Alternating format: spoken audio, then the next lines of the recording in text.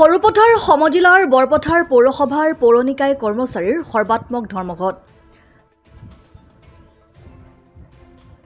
4 আৰু 5 অক্টোবৰত দুদিনীয়াকৈ সদৌ অসম পৌৰ নিকায় কৰ্মচাৰী সংস্থাৰ আহ্বান মৰ্মে বৰপথাৰ পৌৰসভাৰ অন্তৰ্গত বৰপথাৰ পৌৰ নিকায় কৰ্মচাৰীসকলে পুৱা 5 বজাৰ পৰা আবেলি 5 বজালৈ সৰ্বাত্মক ধৰ্মঘট পালন কৰে। এই সময়ছোৱাত নগৰ পানী যোগান বিজুলী বাতি আদি অত্যাৱশ্যকীয় সেৱাসমূহৰ পৰা বিৰত আছে। কৰ্মচাৰীসকলৰ 6 মাহৰ পৰা 48 মাহ পৰ্যন্ত দৰমহা আদায় দিয়া নাই বুলি কৰ্মচাৰীসকলে জানিবলৈ দিয়ে। কোভিড কালৰ সময়ত বহু কষ্ট কৰাৰ লগতে প্ৰতিদিনে নগৰখন পৰিষ্কাৰ কৰি ৰখা পৌৰ নিকায় কৰ্মচাৰীসকলে অতি নিষ্ঠাৰে দায়িত্ব পালন কৰি আহিছে।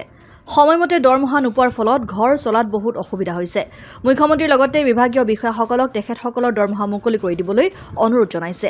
সদৌ অসম পৌৰ নিকায় কৰ্মচাৰী সন্থাৰ যি আমাৰ কৰ্মবিৰতি আমি আজি যোৱাকালি আৰু আজিও আমি সম্পূৰ্ণৰূপে এই কৰ্মবিৰতি আমি বৰপথাৰ শাখাই পালন কৰিছোঁ। যেহেতু নেকি আমাৰ প্ৰায় 33 মাহৰ দৰমহা আমি এতিয়ালৈকে আদায় পোৱা নাই আৰু লগতে আমাৰ যি 2013 চনৰ 4 ছেপ্টেম্বৰৰ যিটো নেকি আমাৰ প্ৰথমে চৰকাৰৰ যিটো গেজেটেড নটিফিকেশ্যন ওলাইছিলে সেইমতে আমাৰ তাৰমানে চৰকাৰীকৰণ আৰু লগতে আমাৰ সুনিৰ্দিষ্ট ষ্টাফিং পেটাৰ্ণ প্ৰস্তুতিৰ যি আছিলে সেই সম্পূৰ্ণৰূপে আজিলৈকে আমাৰ অসম চৰকাৰে কাৰ্যকৰী কৰা নাই। গতিকে আমি অসম চৰকাৰৰ মাননীয় মুখ্যমন্ত্ৰী আৰু আমাৰ বিভাগীয় মন্ত্ৰীক আমি বিনম্ৰভাৱে অনুৰোধ জনাইছোঁ যাতে আমাৰ এই যি আমাৰ দাবীসমূহ সেই দাবীসমূহ সুকলমে ৰূপায়ণ কৰে। আজি এই ইলেক্ট্ৰিক মাধ্যমৰ যোগেদি বিনম্ৰভাৱে আমি অসম চৰকাৰক অনুৰোধ জনাইছোঁ আমাৰ এই যি দাবীসমূহ অনতিপলমে ৰূপায়ণ কৰে যেন। আমি সদৌ অসম পৌৰ নিকায় কৰ্মচাৰী সন্থাৰ তৰফৰ পৰা বৰপথাৰ শাখাই 4 আৰু 5 তাৰিখে আমি সৰ্বাত্মকভাৱে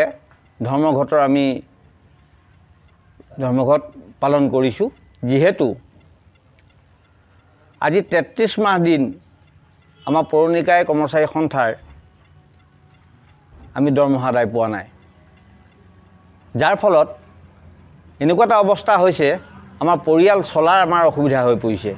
স্কুললৈ আমি ল'ৰা ছোৱালী পঠাব পৰা নাই, দোকানত বাকী বিচাৰিলে আমাক নিদিয়ে, এনেকুৱা এটা আমাৰ পানীত হাঁহ নচৰা অৱস্থা হৈছে।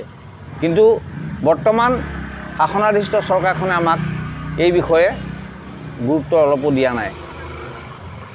আনকি অসমৰ কোনো পৌৰসভাৰ পৌৰ কৰ্মচাৰীয়ে দৰমহা নাপায়, চিকিৎসাৰ অভাৱত তেওঁলোকে মৃত্যুবৰণ কৰিব লগা হৈছে। কোনোবাই আত্মদাহ দিবলৈও মানে ছুইচাইড পৰ্যন্ত কৰিছে, আত্মহত্যা পৰ্যন্ত কৰিছে।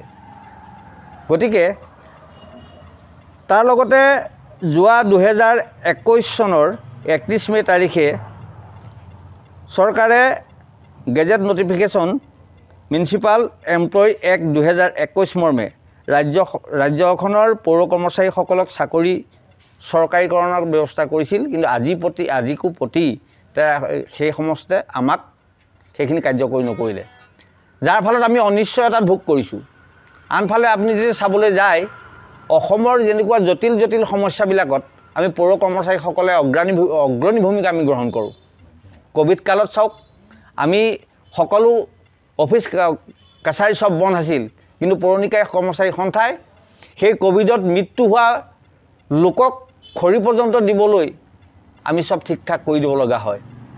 আমাৰোতো মৰণৰ প্ৰতি ভয় আছে, সেইটো আমাৰ কোনো আপত্তি নাই। সেইটো জেগাত চৰকাৰে যদি আমাক অকণমান সুদৃষ্টি দিয়ে, আমি বৰ্তমান চৰকাৰখনৰ মাননীয় মুখ্যমন্ত্ৰী মহোদয় আৰু আমাৰ বিভাগীয় যি মন্ত্ৰী মহোদয় আছে তেখেতসকললৈ আমাৰ বিনম্ৰ অনুৰোধ, আমাৰ পাব লগা যিখিনি আমাৰ পাৰিতোষিক আছে পাৰিতোষিকখিনি আমাক আদায় দিয়ক। আৰু আমাৰ যি চৰকাৰীকৰণৰ ব্যৱস্থাটো তেখেতসকলে সুকলমে ৰূপায়ণ কৰি আমাৰ এই পৌৰ কৰ্মচাৰীসকলক যাতে জীৱনটোত সুখ হৈ থাকিবলৈ দিয়ে, তাৰ বাবে আমি চৰকাৰৰ প্ৰতি আমি বিনম্ৰভাৱে অনুৰোধ জনাইছোঁ। আৰু ইয়াৰ লগতে আমি জনাইছোঁ যদি এইখিনি সমস্যা সমাধান কৰি আমাক নিদিয়ে, আমি এই ৰাতিপুৱা 5 বজাৰ পৰা সন্ধিয়া 5 বজালৈ 4 আৰু 5 তাৰিখৰ যি আমি ধৰ্মঘট আমি পালন কৰিছোঁ, এই ধৰ্মঘট আমি পূজাৰ পিছত ইয়াতকৈও তীব্ৰতৰ কৰিবলৈ আমি বাধ্য হ'ম।